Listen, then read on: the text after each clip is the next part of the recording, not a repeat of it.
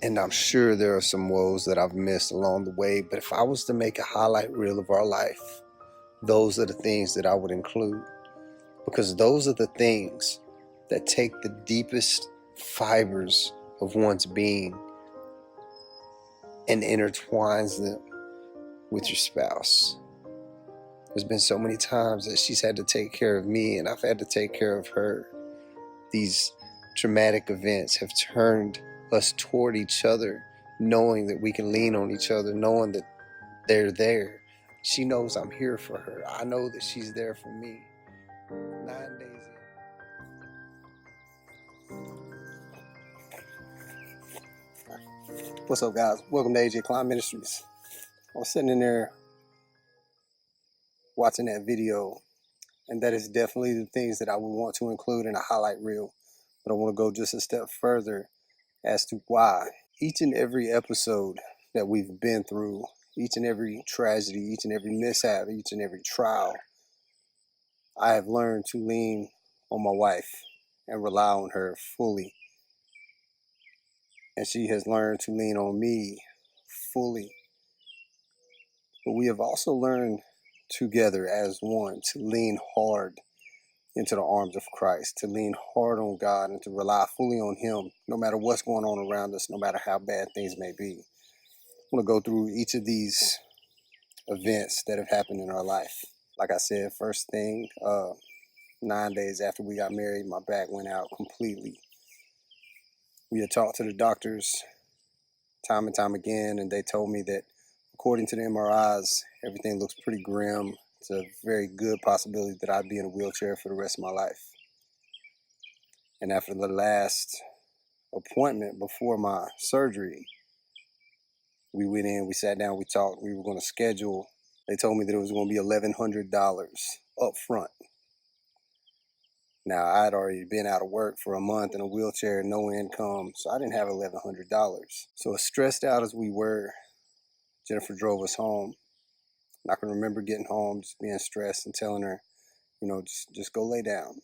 She was exhausted. She had to get me up, get me dressed, get me in the chair. It was bad. But I can remember when we went to sleep, something amazing happened. See, she's from out of state. And one of her friends contacted her and left her a message that a lady that she went to church with, not my wife, but the other lady, wanted to pay that portion of my surgery so I could go ahead and get it. And I wanted to express my gratitude to her, but her friend said no, she doesn't want any credit. She's just being obedient to God. And that was my first encounter with something like that. And I was just truly amazed. And when she sent the money via Western Union, she sent it with a note that said, "May God bless you and your family." I still have the note tucked away somewhere in one of my books inside, but that was a very, very special thing. Now, when we went in to have surgery, they said it was a very slim chance. So my hopes were high, but still kind of shaded. Went in for surgery. They told Jennifer to be about 30 to 45 minutes. The doctor comes out roughly 2.5 hours later, covered in sweat and blood. And he tells her, "I don't think I did any good. His back's pretty bad. If it works, it would be a miracle of God." Now the surgeon telling my wife that the chances were slim that it would be a miracle. Just thinking, hey, we just experienced a miracle. Somebody paid for the surgery. 5 hours after surgery, I was up walking around the hospital. They were having to slow me down because I was ready to go. So that was the first time, second time that God performed this miracle in our life. That throughout all of that tragedy, all of that pain and everything, we remained faithful. We laid in the hospital bed together. We prayed together. We were joyous, even though I may not walk. And God was faithful, and He says, "Walk." That was amazing. And we fast forward a little bit to the head injury. Broke my nose, bruised the front side of my skull, I had frontal damage on both sides, bruised the backside. Did an MRI that night, everything was clear. 6 months later, my neurologist wanted to do another one. And then 6 months later, he wanted to do another one, and then another one. And this went on for 2.5 years. And I remember finally asking him, like, Doc, why are you doing all these MRIs if they keep coming back clear? And he says, I don't want to scare you, but I see something. He said, I don't know if it's cancer. I don't know what it is, but there's something on your brain that appeared 6 months after the injury and has steadily grown for the past 2.5 years. And inevitably, that would result in brain surgery to get it out. He wanted to rule out cancer, so he wanted to have a spinal tap done. So we went, we did that. And on the way home, I was fine. I was up, I was alert. We stopped, we was going to get something to eat, and I told Jennifer, I said, I don't feel good. She said, are you okay? I said, no, you might want to pull over. And when she pulled over, I passed out. When I passed out, I began to seize, and then I stopped breathing. Turned blue. She called 911. And I can remember getting to the hospital and being 100% coherent of everything that was going on around me. I couldn't put together a sentence. I couldn't put together a word. Anything that came out of my mouth was just mumbles. And the amazing thing is, when God stepped in, it's almost as if you snapped your fingers. I was fine. I was coherent. I could talk. I could walk. I could do anything. Almost no side effects whatsoever. We go to the last MRI result appointment, and I'm talking to the doctor, and he says, if it's there, I've already got a surgeon lined up. We're going to go ahead and get this thing scheduled. I was like, cool, it ain't going to be there, because we went and we got the MRI images, right? And when we got the images, I put them on my computer and we spun them around and we looked. And right there where that spot was supposed to be, there was a nice little pretty white cross right there. And God's got it. God's got it. So back at the appointment, doctor was spinning the images and he was looking. He says, right. And he starts to spin the images and he says, it was right here. I said, it's gone. He said, it's not gone. He's spinning the images and he was looking. And about 10 minutes into it, he says, he said, I don't see it. I said, no, you don't see it. I said, God took it away.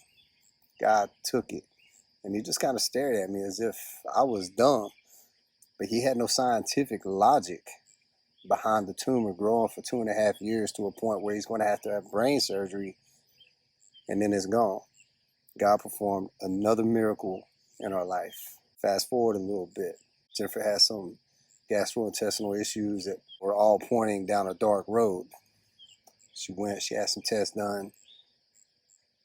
Test results were good. All the symptoms just subsided. God took care of her. Fast forward a little bit farther, she went for her yearly checkup and they found something in her breast.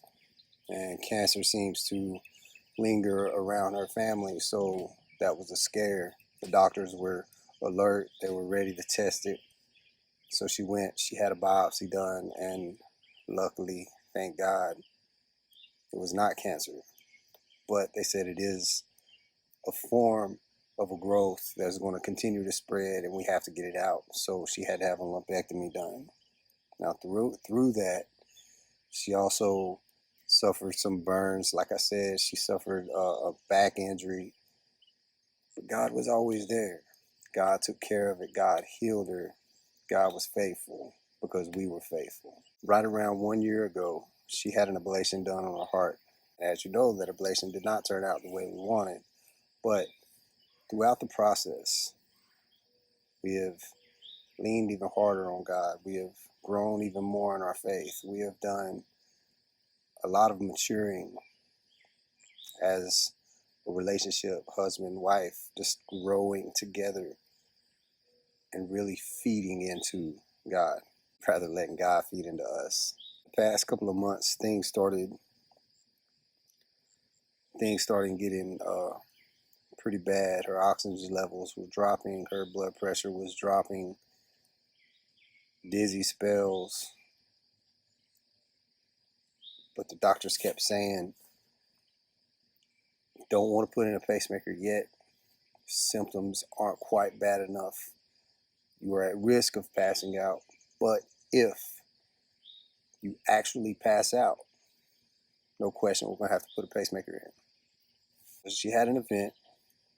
She'd been telling me, if I pass out, I'll do it, no questions asked. But I want to try to push it off, and I respected that. When we get to the hospital, she had this event, and the doctors were looking at all the symptoms and the numbers. And according to the numbers, they didn't want to do the pacemaker. But according to the symptoms, they did. Now, he went ahead and scheduled it. When he scheduled it, she was still iffy on the whole situation. Now, here's the trick. In her mind, she never said it out loud. She never verbally said it. But in her mind, she said, God, show me that I need this pacemaker. Give me a peace about it. Maybe I should pass out so I know that I need it. And the amazing thing is she never passed out at home. She never passed out before they put her on driving restrictions. She never passed out while we were out completely. But right there in the hospital, in my arms, 2 nurses in the room, doctors outside the door. She comes out of the bathroom and just right there on the bed. Right there was padded and cushioned. She didn't suffer an injury. She didn't get hurt. She didn't hurt anybody else, with all of these people around her to take care of her. So that was God right there saying, hey, this is the route I want you to take. It's not conventional, but that's the route that God showed her that we needed to take. From that moment, she had this ultra peace about this whole thing. And I'm not going to say it's not scary. It doesn't have its concerns. But as far as getting it, she was at peace. She knew that God wanted this path for our life. He gave her that. And that sounds crazy, but it's the way it rolls. So when I look at everything in our life, conventionally, it doesn't look good. It looks rough, but God has been there the whole time. It kind of reminded me of something a long time ago. I was watching Creflo Dollar, and he was talking about how people get sick and people get cancers and people get these diseases and and he said sin is prevalent in their life. Click. I've not watched Creflo Dollar since that day. Let me tell you why. The devil will try us, and the devil will try us hard through each and every tragedy, through each and every trial, each and every heartache, each and every little bit of suffering. God is right there. He's holding your hand, and he's wanting to guide you through it and make you stronger and build your faith and show others your faith as a testimony. And this is partially the reason why the devil attacks us. Job, everybody knows the story. I'll save you from that. But he reached a point, chapter 2, verse 9. Then his wife said to him, do you still hold fast your integrity? Curse God and die. So when I'm thinking about these tragedies that we're going through, and I look at the calling that God has on my life, it was almost as if the devil was trying me and saying, curse God and die. Stop the walk that you're on.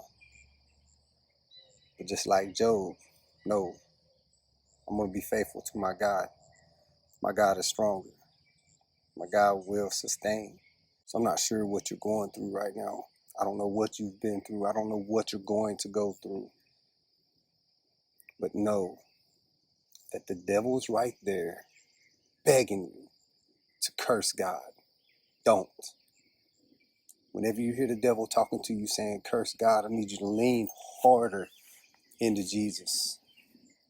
Lean harder into your faith with God. God is right there. No one to hold your hand. He's one to guide you through it. It's like I always say, we're never promised anything easy in life. We're promised suffering. We're promised heartache. But God's right there. And the devil's going to try to use each and every one of them to draw you further and further away from your faith. But you need to hold on tight. Hold on tight. God is with you. Repent, transform, praise, and worship. God bless you.